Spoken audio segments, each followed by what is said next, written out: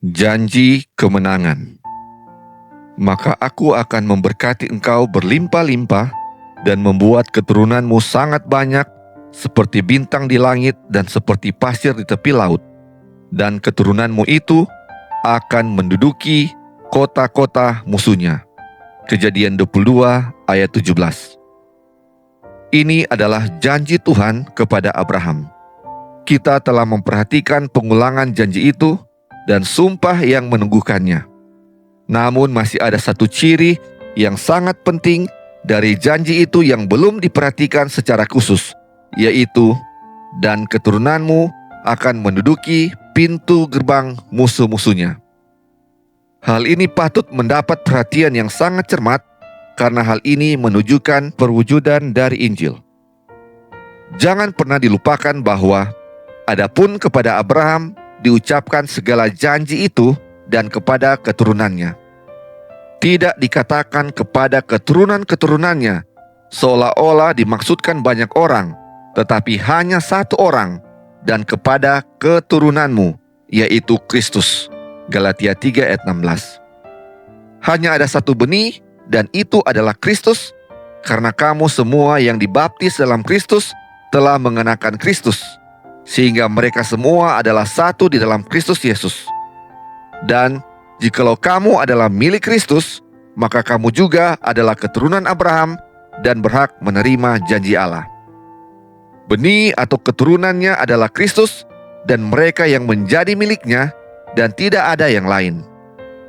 Alkitab tidak menyebutkan keturunan Abraham yang lain.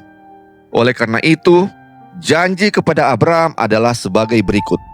Kristus dan mereka yang menjadi miliknya, yaitu keturunanmu, akan menduduki pintu gerbang musuh-musuh mereka. Melalui satu orang, dosa masuk ke dalam dunia.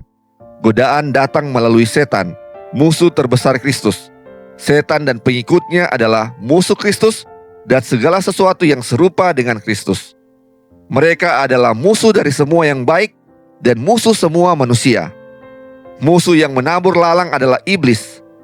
Musuh-musuh iblis berjalan keliling sama seperti singa yang mengaum-ngaum dan mencari orang yang dapat ditelannya. Janji bahwa keturunan Abraham akan menduduki pintu gerbang musuh-musuhnya adalah janji kemenangan atas dosa dan setan melalui Yesus Kristus. Hal ini terlihat dari perkataan Imam Zakaria ketika ia dipenuhi Roh Kudus. Dia bernubuat. Katanya, "Terpujilah Tuhan Allah Israel, sebab ia melawat umatnya dan membawa kelepasan baginya. Ia menumbuhkan sebuah tanduk keselamatan bagi kita di dalam keturunan Daud, hambanya itu.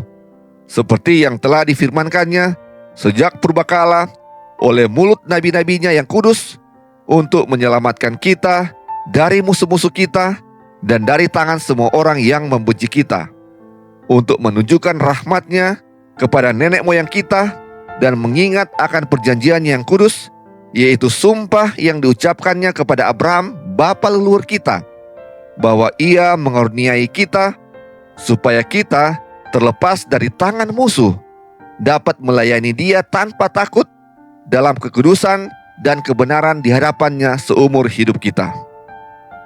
Kata-kata ini diucapkan pada peristiwa kelahiran Yohanes Pembaptis, pelopor Kristus. Kata-kata tersebut adalah referensi langsung akan janji dan sumpah yang sedang kita pelajari. Kata-kata itu didorong oleh Roh Kudus. Oleh karena itu, kita hanya mengikuti Roh ketika kita mengatakan bahwa janji menduduki pintu gerbang musuh kita berarti pembebasan dari kuasa bala tentara setan.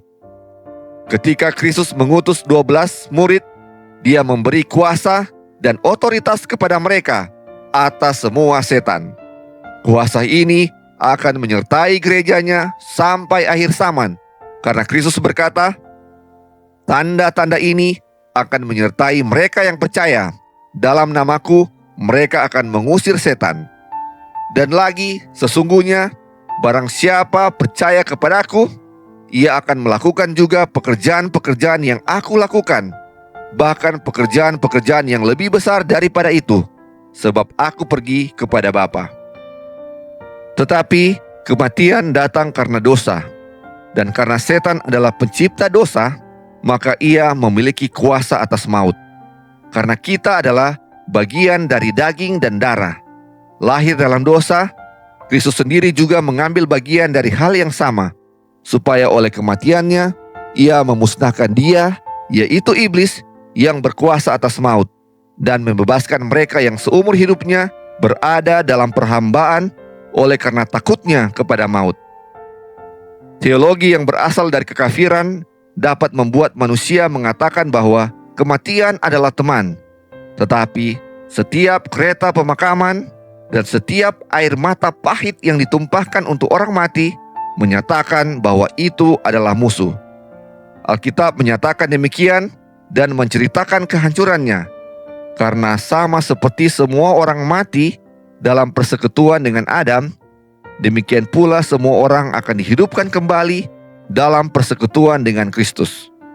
Tetapi tiap-tiap orang menurut urutannya. Kristus sebagai buah sulung, sesudah itu mereka yang menjadi miliknya pada waktu kedatangannya. Kemudian tiba kesudahannya, yaitu bila mana ia menyerahkan kerajaan kepada Allah Bapa, sesudah ia membinasakan segala pemerintahan, kekuasaan, dan kekuatan setan. Karena ia harus memegang pemerintahan sebagai raja sampai Allah meletakkan semua musuhnya di bawah kakinya. Musuh yang terakhir yang dibinasakan ialah maut. Ini memberitahu kita akhirnya adalah pada kedatangan Tuhan, dan bahwa ketika itu terjadi, semua musuh Kristus telah diletakkan di bawah kakinya, sesuai dengan firman Bapa kepada anaknya. Duduklah di sebelah kananku, sampai aku menjadikan musuh-musuhmu sebagai tumpuan kakimu. Musuh yang terakhir yang akan dihancurkan adalah kematian.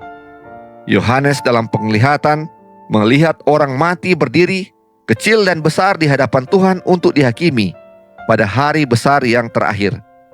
Mereka yang namanya tidak ada dalam buku kehidupan anak domba dilemparkan ke dalam lautan api.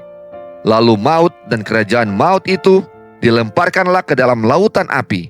Itulah kematian yang kedua, lautan api. Berbahagialah dan kuduslah dia yang mengambil bagian dalam kebangkitan pertama itu.